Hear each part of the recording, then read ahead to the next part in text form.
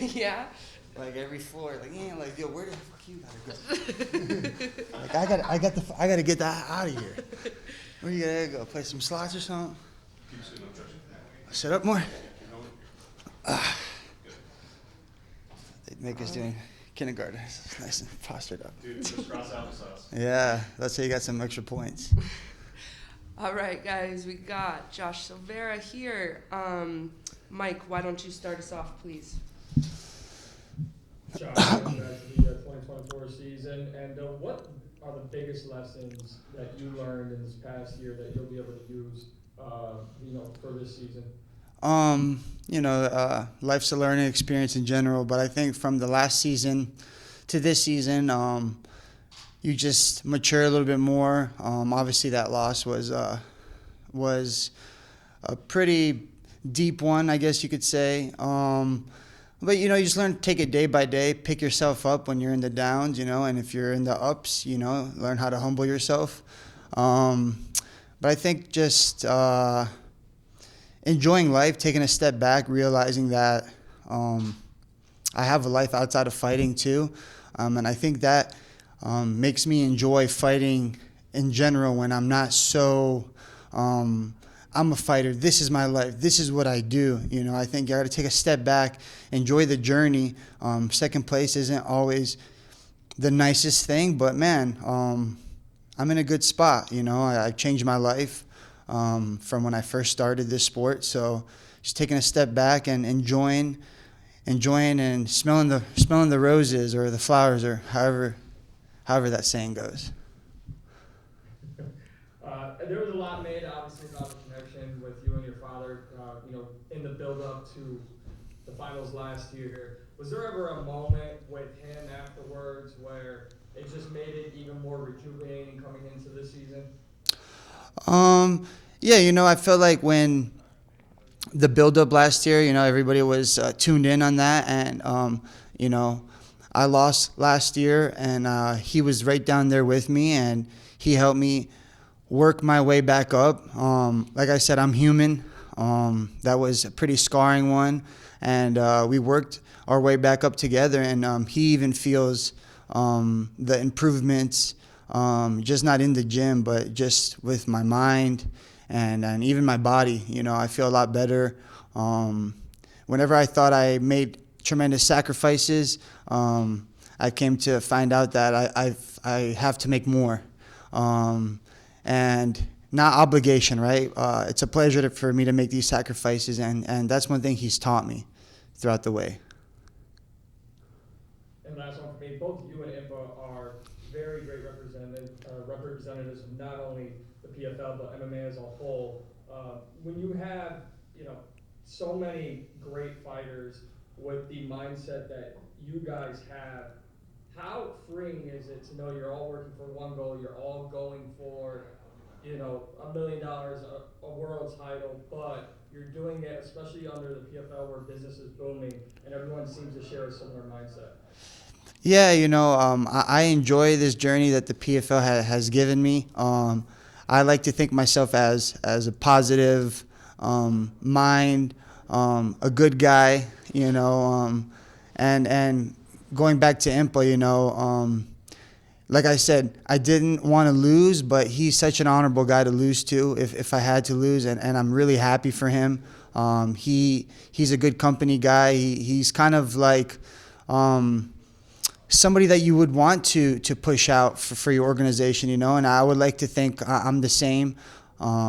We're blessed. We enjoy our journey. We come from foreign parents too, so I think that's a big deal. These opportunities that we have, they're blessings, and I think it's awesome. Of course, I would want the $1 million. Everybody wants $1 million, but if you play your cards right, and you push yourself out there and work after it, you could still change your life. I've been changing my life little by little through this organization, and I'm super blessed to be part of this third season. I guess you could, I could call myself a veteran now, even though I don't feel like one. But I'm looking for many more seasons ahead. Thank you. Thank you. Patrick. So Josh, since your last fight, it seems like you've been doing a lot of DJing on the side. I wanted to know how you got started with that and how's that been going? Yeah, man. So I've always been kind of like a DJ in sense.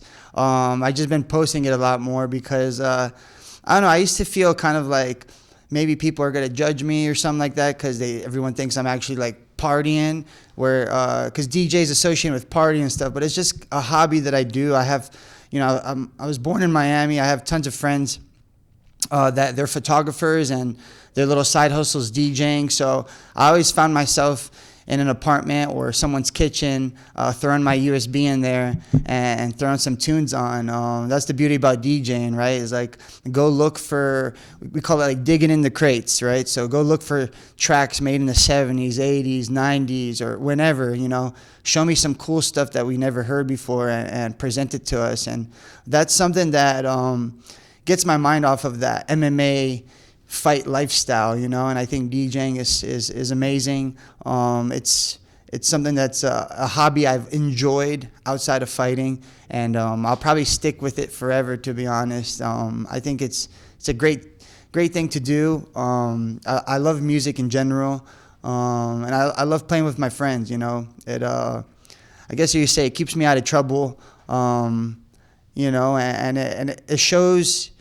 It really shows me that I don't really have to get crazy to party or anything. I just need a USB with some music on and some cool friends around, and we'll play music, man. It's been working out.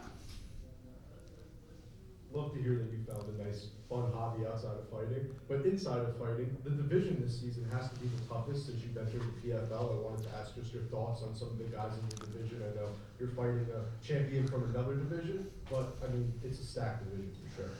Yeah, man, it's a stacked division. We got Shoeface coming back, my teammate. Obviously, I've already fought my teammates before. I would not look forward to fighting him, but we've already talked about that, and he's a previous champion. He's very good, Shoeface. You got Wilkerson coming back. Obviously, he had his hiccup in the past season, which, things happen, but he's back, so got to respect that. You have Impa, which has been on a tear. He's been fighting great, even though he lost his last fight. It was a great fight to watch. Goes to show to the world that I didn't lose to no chump or that guy who got horse kicked years ago in the UFC. So my opponent Sadibou, man, I just shook his hand right now, man. That guy's filled up. He's definitely not a 170 pounder right now, and he looks like he's happy.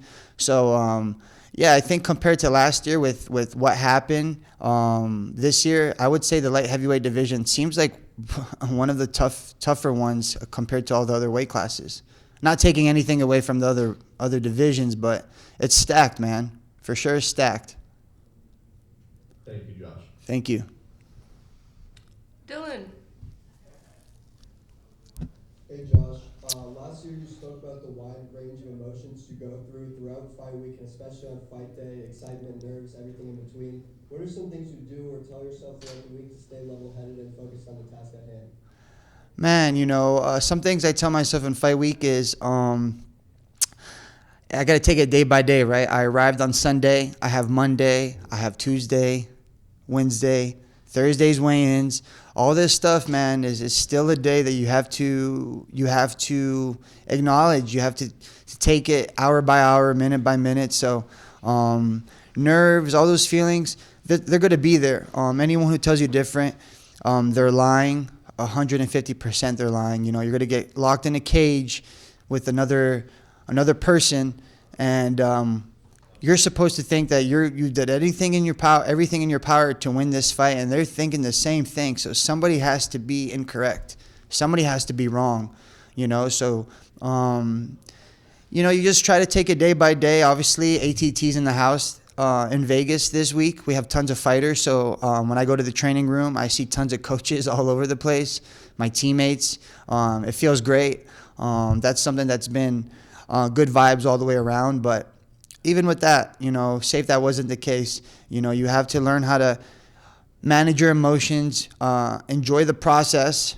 My dad would tell me, you fight 1,000 times, you fight 1,001 time, you're going to feel the same thing every time. I think that's what makes fighting great. I think that's why it's such a growing sport. But at the same time, there's only a couple guys in the top that could handle that. And I love it. I love the feeling of just training throughout fight camp, and then we get here, and the feelings always, they're like right at the door waiting for you. I'm back. So I open my arms to all the feelings and emotions, and enjoy the process. And you've displayed some great striking throughout your PFL tenure, but you also have an incredible wrestling acumen, competing at NC State and Arizona State, following an impressive high school career at Cardinal Gibbons and Barron Collier. Do you feel like that background and that wrestling base will lead you to success in this bout with the lanky kickboxing Sadibou? 1,000%. I think there's no secret to how this fight could go. If it's successful for him or when it's going to be successful for me, right? It's a classic striker versus grappler. I don't see him trying to take me down anytime soon. But I know he knows, and everyone knows what I need to do. Now, with that being said, I've gone to the multiple fights with that mentality and end up knocking people out. Could that happen? 1,000% too.